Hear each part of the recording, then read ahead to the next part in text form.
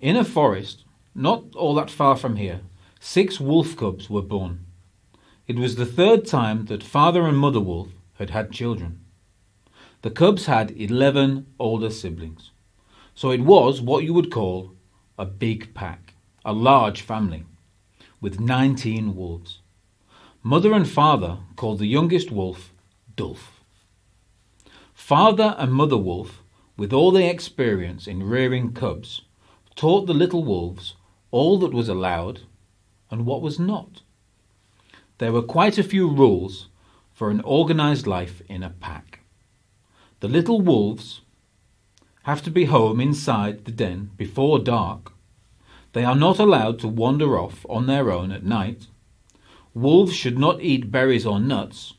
Wolves eat meat, deer or wild boar. Somewhat later, the wolves learn that they have to leave the pack when they are 3 years old. Then they start their own family. They learn that sheep and chicken can also be eaten, but they should heed the farmer. The farmer possesses a blast pipe from which little balls are ejected, which hurt very much when you are hit by them. Wolves howl. When wolves howl, they stick their snouts up in the air, and then a sound comes from their throats that sounds like "ow, ow." Well now, wolves like to howl when they are excited about something. Young cubs are playful and like to howl. However, father and mother wolf teach the children that it is strictly forbidden. Wolves may only howl when father says they can. Typical occasions for howling are at the beginning of a hunt, or when wolves have come back from a successful raid, or on special occasions like when there is a full moon. Naturally, father is the most important member of the family, and disobedience can lead to expulsion from the pack. Then the cubs are sent off and must cope alone. Wolf Dulf was very curious. He wanted to know everything. How plants grow, why these flying creatures in the trees build nests from twigs, why wolves do not eat those animals, and what other animals lived in the forest. Father and Mother Wolf could by no means answer all Dulf's questions, but, they explained, it is not so important about the birds and the other animals in the woods. There are plenty of deer and boar to eat. Dulf said that he did not want to learn about other animals in order to diversify his menu, but merely for the purpose of knowing. Dulf wanted to know how birds fly, how squirrels can steer in mid-air as they jump from branch to branch, and why hares jump from left to right as they run. Father and Mother Wolf had not experienced such things with their 16 older children. A young wolf so curious.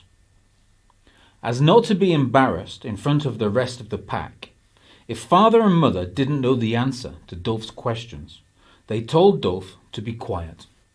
They said, "Dulf, you learn what we tell you. You have to stop asking so many questions." That must sound very strange, parents which forbid a child to ask. But you should understand that when father doesn't know the answers, the other wolves begin to doubt father as the leader of the pack. If that happens, when the wolves may no longer do as father says, and if that happens, then the wolves no longer keep together while hunting. And when a wolf hunts alone, a deer or wild boar is suddenly a very dangerous enemy. So, it was in the interest of the pack, in the interest of the family, that Dulf should stop asking so many questions. But Dulf's questions remained. His curiosity was so strong that our young hero sought a solution to find out more about other animals in the forest, how they live, and why they do what they do. At night time, Dulf was often awake thinking about everything. He had so many questions in his head that he couldn't sleep. One night, Dulf had an idea. If he wasn't sleeping, he could just as well go out to talk to the other animals in the forest. That was a great solution. It was against the rules, but if he sneaked out silently on his tiptoes, no one would notice. When he would find the answers himself, he wouldn't have to ask Papa, and Father would not look like a fool in front of the pack. Dulf carried out his plan immediately. He slipped from the cave on his tiptoes and went into the forest. That first night, he went to the sheep in the pasture of the farm. They were asleep, and Dulf tapped the first sheep gently on the shoulder. With effort, the animal opened its eyes, saw Dulf, and was horrified. The sheep wanted to run and bleat to warn the others. But Dulf put a paw on his mouth and said, "Shh," and quickly explained that he had no evil intentions. Amazed, the sheep continued to look at Dulf with large eyes. Dulf told the sheep that he just wanted to talk. The sheep said, "You are a strange wolf that you want to talk to a sheep." Dulf ignored this remark and asked why the sheep have so much hair everywhere. And the sheep told him, "The farmer occasionally shaves the sheep's hair. People make clothes and blankets from the wool. The sheep give milk which people drink and make cheese from." "What are clothes? And what do you eat then?" The sheep explained that people do not have fur, so they put clothes on to keep warm. Sheep eat grass, but not other animals. That was very interesting. Sheep eat grass, and they make wool and milk. Dulf tried to eat some grass, but he didn't like it. He kindly thanked the sheep for the information and quietly went back to his den, where he carefully stepped over his mother and fell asleep with a broad smile on his face. The next night, Dulf again sneaked away. This time, Dulf went to the cows in the farm. Of course, the cow he addressed was very scared. But just like the night before, Dulf convinced the cow to talk to him. "Why does the farmer keep cows?" asked Dulf. The animal clarified that cows make a lot of milk from the grass they eat. The farmer makes butter, cream, and ice cream from the milk. That got Dulf thinking. What was all that? Butter, cream, ice cream? The cow smiled and patiently explained. Butter was spread on bread. It was also used to bake cakes. The cream was used on the cake to make it extra tasty. And that ice cream is cold and sweet, and that people really like them when the weather is warm. Dulf didn't know what bread and cake was, and you understand that it became a long conversation. Dulf finally asked if there was something more cows did for the farmer, and the cow answered that he left cow dung, that he pooped on the land. "Yes, but every animal does that," said Dulf. And the cow clarified that the grass grew better with cow dung, and other plants too, that the farmer even collected cow dung to spread it over the farmland to grow corn and other crops for humans. Dulf was impressed. Cows eat grass, make milk, poop out the rest. The grass for the cows and the sheep grows better, and the farmer even collects poo. Again, Dulf thanked the cow very much for the encounter. He had a lot to think about on the way home. The third night, Dulf went to the chickens on the farm. After an initial hesitation, the rooster, being the head of the brood, agreed to talk. The rooster told Dulf that hens lay eggs like other birds, And just like other birds, chicks come from their eggs. After 21 days to be exact. Usually, the farmer took away the eggs after 1 or 2 days, and the chickens had to start from scratch making eggs. Dulf wanted to know how come there are chicks in eggs, and the rooster proudly explained this as well.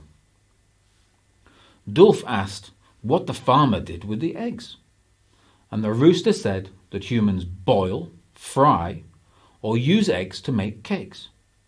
Ah, cake! Dulf knew what this was from his conversation with the cow, but he did not know what cooking was. Again, Dulf had a long talk with the rooster. He tried some of the seeds the chickens eat, and Dulf didn't dislike it. He found it actually tasted better than the raw flesh his father and brothers always came home with. He thanked the rooster and returned to the wolf's den. He stepped over his mother.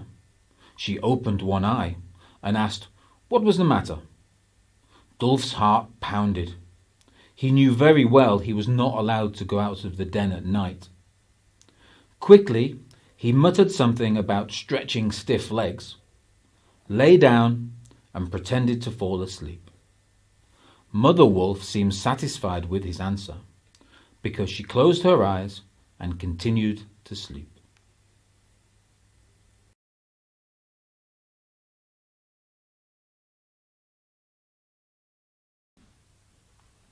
The conversations with the cow, sheep, and rooster left Dulf wanting more, and the next night he was off again.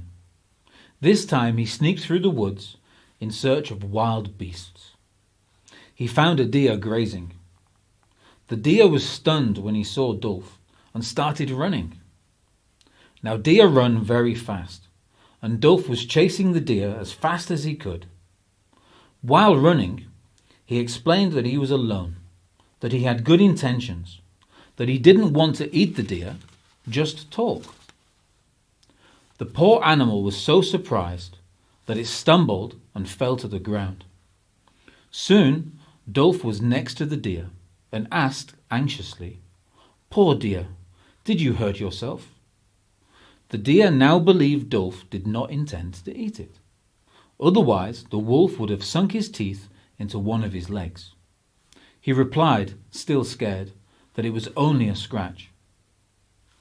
Dulf explained that he wanted to know a little more about the life of deer, and what that thing was on the top of his head. It looked like thick branches. The deer laughed and explained that it was an antler. The deer grow antlers during their life, and that older deer have beautiful antlers. The deer use their antlers to compete, to fight with other deer, to decide who is the strongest. Dulf asked further. He was interested in what deer eat. The animal explained that they live off mushrooms and berries, but the best were the rose hips. "Rose hips?" asked Dulf. "Yes, come along and I will show you where to find them." And so the deer and wolf Dulf went to the rosehip bushes. Dulf stung his nose on the thorns. His new friend showed the young wolf how to reach the rosehips. Dulf tried a few. They were very juicy and sweet. He vowed to someday bring home a few rosehips for his brothers and sisters to try. The little wolf noticed to his horror that the sky in the east was getting lighter. Quickly, Dulf said goodbye and ran back to his lair. At the exact moment he stepped over his mother, she opened her eyes and asked where he had been. Dulf said he had gone out for a walk. Mother Wolf rebuked him, whispering, "You ought to get some sleep." Dulf understood he had to be more careful. But after a few days, his curiosity got the better of him, and Dulf went out at night. This time he met a boar, a wild pig. Boars are big, strong animals.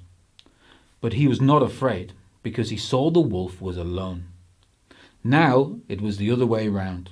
The pig came after Dulf, and our young hero had to run to gain time to explain the purpose of his visit. That raised the boar's curiosity, a wolf who wanted to talk. The boar decided to see what the little wolf had to say. Dulf told the boar about his adventures the previous nights, about what he had learned, and that he wanted to know more about the life of the boar. The boar scratched himself on the back of the head and said, "Well, the life of a boar is not so special. We are born with stripes which go away after a couple of months." Dulf asked about the purpose of these stripes, and the boar explained this was camouflage, so that other animals, for example wolves, could not see the young pigs very well. And so they continued talking. Dulf came to know that pigs eat acorns and chestnuts, but also other animals. Boars are omnivorous. He listened intently, and now went home a bit earlier, before the sky began to lighten. But alas, this time Mother Wolf was waiting for Dulf at the entrance of the den, and asked where he had been. She had woken up an hour ago, had seen that Dulf was not there. At first she had been worried, and then angry that he had been gone for so long. Dulf explained that he had been in the woods. He had spoken with a pig. Mother Wolf told him to stop talking and whispered, "Dulf, that is against the rules. Next time I will tell your father." But Dulf was undeterred. The next night he went looking for birds, and he started a conversation with an owl, because owls are awake at night. The owl clarified that birds often make nests in trees. This way, other animals cannot reach them. That birds live off fruits, berries, worms, and insects. The owl declared that birds come from eggs. But Dulf already knew this from his conversation with a rooster. The owl explained that birds can fly with their wings, that they flap up and down, and thus lift themselves into the air. Dulf listened breathlessly, and pondered on the way back to his lair how lucky he had been to have met the owl. But that feeling of happiness was short-lived. Mother Wolf stood at the entrance of the den, arms crossed over each other, with her right foot tapping on the ground. "Go to sleep, boy," she said, "but tomorrow we will talk to your father." And so it happened. In the course of the next morning, Mother Wolf took Dulf and his father aside. She told his father about the youngest son's escapades. "What do you have to say for yourself?" thundered Father Wolf. And Dulf told him about all the animals that he had met, about everything that he had learnt about sheep, cows, chickens, deer, wild boars, owls, about milk, cheese, and butter, and grass, and cow dung, about eggs and chicks, about seeds and rosehip and chestnuts, about antlers and wings, and all the other things he had learned. Father and Mother Wolf listened to their enterprising son. When Dulf finished, Father said, "Dulf, it is against the rules to leave the den at night. I am very displeased. Tonight there is a wolf pack meeting at full moon. I will address your violations." Dulf worried about what awaited him that evening. Would Father tell the other wolves what Dulf had done? Perhaps his siblings would no longer want to play with Dulf when they heard that he had not complied with the wolves' rules. Or worse, he would be dispelled from the pack. In the evening, under the full moon, after all 19 wolves had gathered and had howled to open the gathering, Father Wolf told his wolf pack, "Dear wife, my dear children, our youngest Dulf has left our den regularly during the past few nights." Father Wolf paused to allow this news to sink in with the other wolves. he then continued. However, Dulf has used that time to learn a lot about the other animals and things that take place in the forest. Therefore, I appoint Dulf to be teacher of our pack and ambassador for extra pack business. Dulf blushed. His mother winked at him, and Dulf felt that his parents, in spite of the fact that he hadn't obeyed the rules, loved him and were very, very proud of him.